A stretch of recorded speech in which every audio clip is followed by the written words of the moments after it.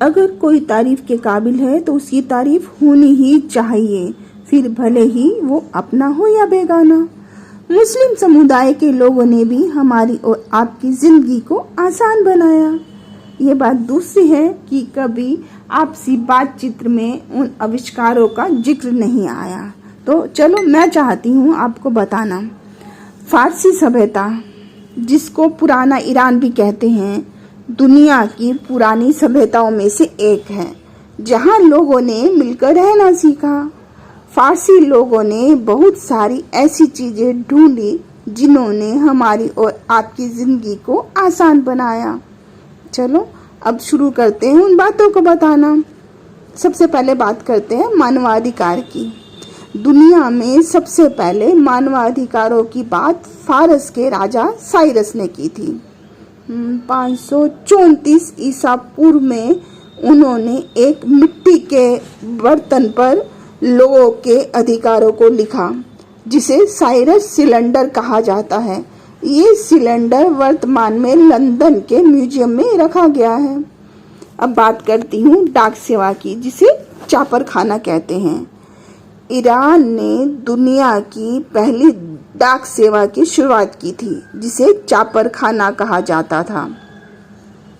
जैसे हमारे यहाँ कहते थे ना कि कबूतर संदेश लेके जाते थे एक जगह से दूसरी जगह, तो उसी तरह से कहा जाता है ईरान ने दुनिया की पहली डाक सेवा शुरू की थी, जिसे चापर खाना कहा जाता था।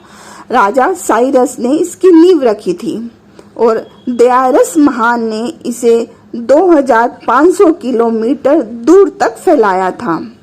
चापर वो लोग थे जो घोड़े पर बैठकर संदेश पहुंचाते थे। ये घोड़े आज भी आपने पहाड़ी स्थानों पे देखे होंगे, जहाँ लोग ऊंचाई पे जाते हैं तो उन घोड़ों का इस्तेमाल करते हैं। देखे होंगे आपने, अब ना देखे हो ऐसा हो नहीं सकता। जैसे कश्मीर जैसे और भी ऊंचाई वाली जगह हैं, वहाँ पे घोड़ों और खच्चरों का इस्तेमाल किया जाता है। तो ये शायद परंपरा वहीं से आई होगी, ऐसा मुझे लगता है। प्रैक्टिकली कहाँ से आई ये तो मेरे पास कोई एविडेंस नहीं है।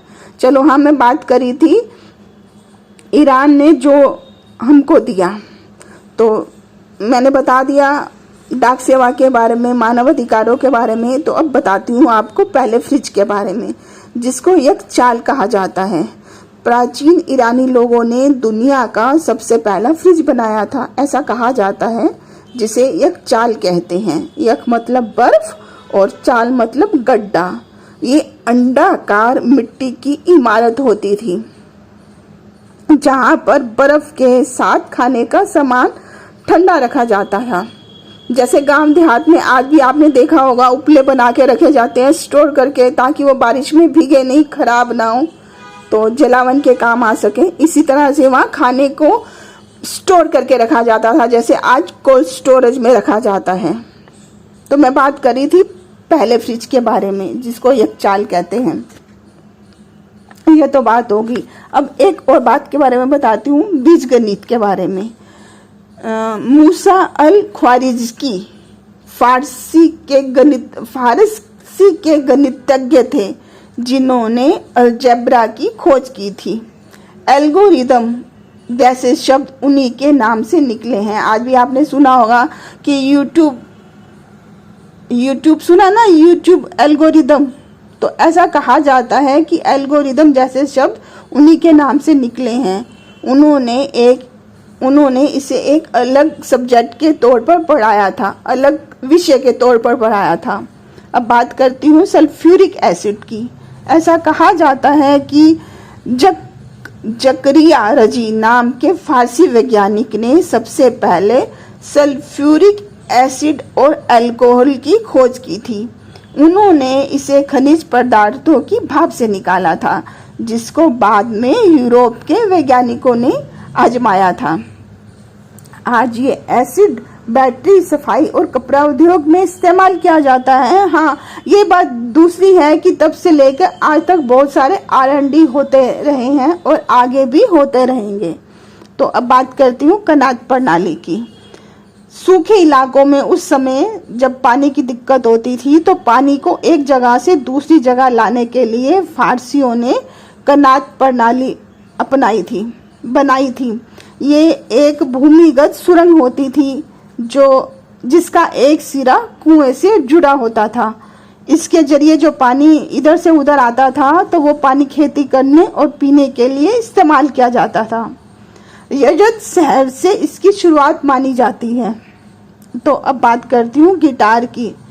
उस जमाने में इसको लूट कहते थे। ये गिटार उसका पूर्वज है, मतलब ये जो गिटार है लूट का पूर्वज है।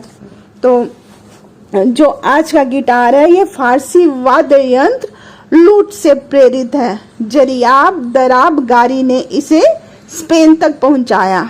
जो तार शब्द हम हिंदी में इस्तेमाल करते हैं ना, ऐसा कहा जाता है कि ये खुद एक फारसी का शब्द है जिसका मतलब है स्ट्रिंग।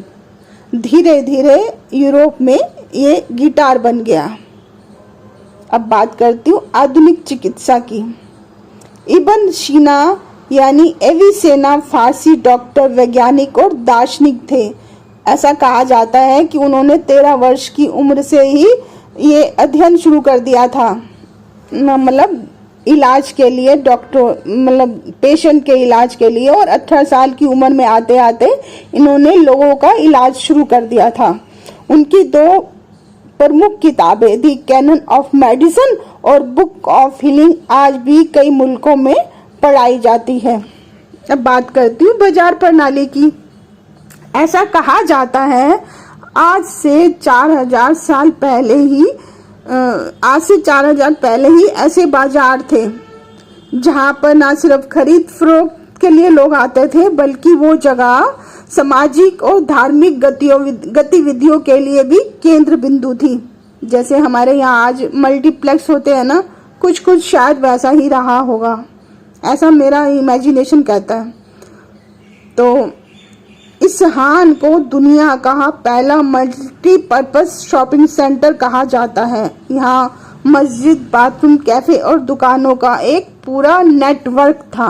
अब बात करती हूँ पोलो की। आपने सुना होगा, एक फेमस सा गेम है आज जिसे हम पोलो कहते हैं। 600 ईसा पूर्व फारस से ये शुरू हुआ था।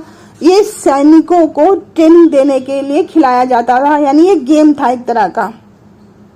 तो ये दुनिया का पहला ऐसा गेम था जिसमें एक टीम होती थी, ऐसा कहा जाता है। और बाद में ये पूरे विश्व में फैल गया। इसको टीम बनाकर खेला जाता है, ये तो आपने सुन ही लिया होगा। और पोलो के बारे में ज़्यादा डिटेल चाहिए तो आपको मिल जाएगा, वो तो कोई बड़ी बात है नहीं। बाकी मोटी मोटी बातें थी जो शायद आपको नहीं मालूम थी, मैंने आपको बताई। आपको कितनी समझ आई कमेंट करके बताएं। दुआओं में अपनी मुझको भूल ना जाएं। Thanks for listening.